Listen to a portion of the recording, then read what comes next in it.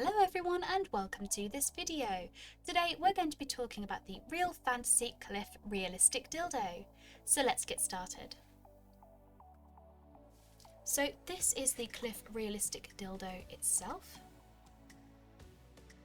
As you can see, it's a really impressive sized dildo and we would not recommend this for beginners due to its size.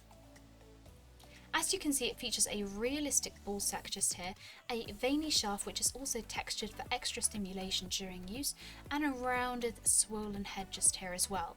It's suitable for both anal and vaginal use, and is made of a soft material as well, so it feels very comfortable during use, and is firm yet flexible as well. It's also suitable for strap-on and features a strong suction cup at the bottom, so you can enjoy hands-free stimulation anywhere, anytime. When using the Cliff dildo, we would recommend to use a water-based lubricant for extra comfort during use. And of course, make sure to clean the dildo after every use. And for this, we recommend to use a toy cleaner and lukewarm water. Alternatively, you can also use a mild antibacterial soap and lukewarm water as well.